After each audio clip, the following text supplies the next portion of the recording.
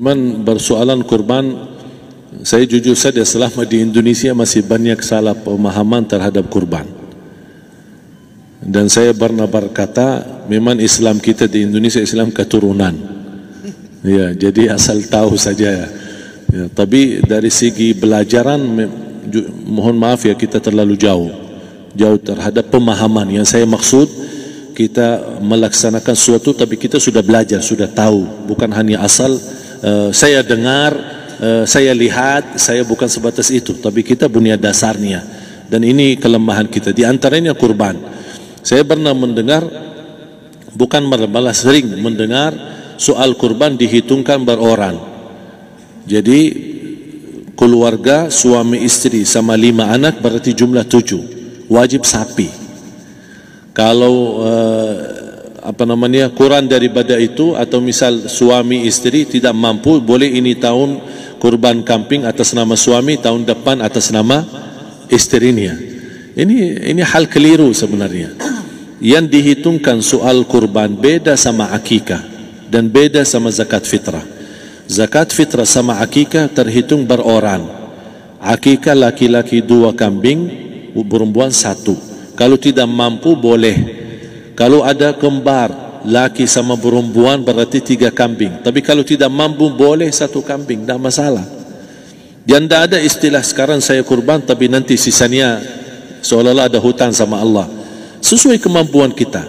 Di antaranya kurban. Kurban hitungannya berkeluarga, bukan beroran.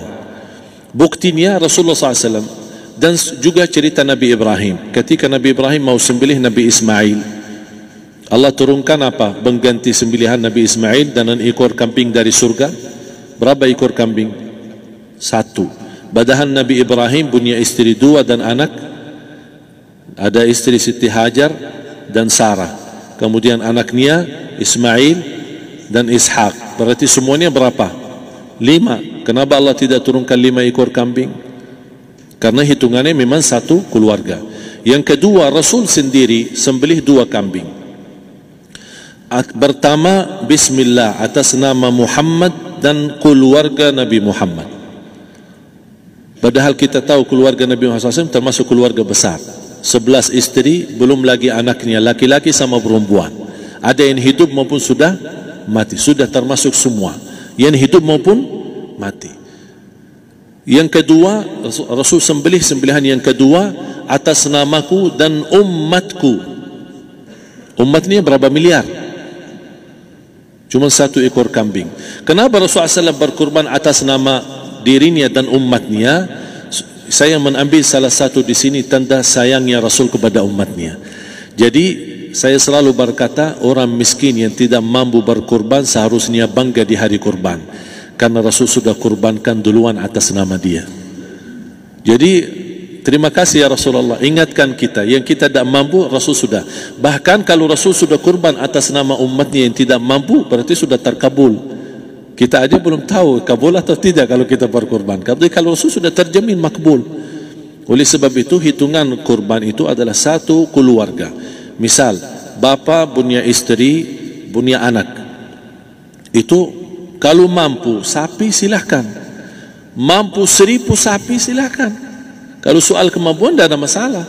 Tapi kalau soal kewajiban, tidak ada wajib lebih daripada 1 ekor kambing. 1 ekor kambing. Misal, kalau bapa punya istri 4. Misal. Cuman ini misal. Ya. Istrinya 4. Setiap istri anaknya 10. Berarti jumlah berapa? Anak 40, istri 4, berarti 44, sama bapa 45. Wajib 1 ekor kambing saja, cukup untuk semua ini. Tapi kalau soal mampu, ya silahkan. Mau 1000 kambing boleh, mau 1000 sapi boleh. Tidak ada yang melarang kalau soal kemampuan. Dan kalau kita mau sembelih, Bismillah atas namaku dan keluarga. Tidak perlu bawa data-data nama keluarga. Jadi disebutkan tukang sembelihnya ada capek menunggu sambil sebutkan nama-nama. Tidak perlu. Udah Bismillah atas namaku dan keluarga. Termasuk kata atas namaku dan keluarga, termasuk orang tua yang sudah meninggal. Termasuk orang tua yang sudah, karena kita adalah hasil daripada orang tua. Itu sudah termasuk, tidak perlu kita sebutkan. Ada sebagian ulama membolehkan kalau kita mampu, mau khusus kambing atas nama orang tua, tidak masalah kalau kita mampu. Tapi kalau kita tidak mampu, itu sudah termasuk orang tua kita bersama keluarga besar kita. Ini salah satu kenikmatan, dan ini termasuk juga sedekah yang berguna bagi orang yang sudah meninggal di keluarga kita. Wallahu ta'ala alam. Dan juga masalah panitia, bisa kita mewakili kalau kita tidak mengerti sembelihannya dan tidak mengerti cara bagiannya. Tapi ada satu sunnah yang termasuk kehilangan sunnah ini, adalah banyak yang tidak mau makan dari hasil kurban, padahal itu sunnah Rasul. Dari akikah boleh makan, dari kurban pun boleh makan. Bahkan sunnah SAW dibagi 3. Sepertiga pertama dihadiahkan. Maksudnya kata dihadiahkan kepada orang kaya. Misal tetangga saya tapi orang kaya, dia bukan miskin, tapi boleh saling hadiah. Karena inti daripada hadiah silaturrahim. Ada keluarga kita termasuk mampu, tapi saya kasih, ini alhamdulillah saya sembelih sapi. Barangkali dia tidak mampu, cuma sembelih kambing. Udah, kita dapat daging kambing, dia dapat daging sapi. Tapi dengan niat hadiah, bukan sedekah, karena dia bukan orang miskin yang menerima sedekah. Yang sepertiga yang kedua adalah sedekah. Sedekah itu termasuk orang miskin. Yang ketiga, kita makan sendiri. Bahkan Rasulullah SAW selepas Idul Adha, beda sama Idul Fitri. Sebelum Idul Fitri dia makan kurma, meyakinkan batalan puasa. Tapi kalau Idul Adha tidak makan dan minum sebelum salat, kenapa? Bukan berarti tidak boleh. Tapi Rasulullah SAW ingin pertama pembukaannya, buka sarapannya atau makan di pagi harinya selepas Idul Adha adalah dari hasil sembelihan kambing itu atau dari kurban.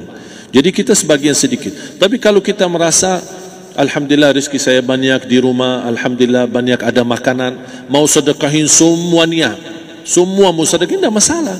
Tapi yang saya maksud, kenapa tidak kita sekali-kali hidupkan sunnah Rasul? Jadi sebagian, walaupun ada sebagian sedikit lah, buat istilahnya sama sedikit porsi nasi atau apa, karena kita berhak sebagai kita kurbankan lillahi ta'ala, kita berhak menikmati kurban ini yang lillahi ta'ala supaya kita mendapatkan keberkahannya, bukan hanya orang lain. Terus yang kedua ada masalah pembayaran.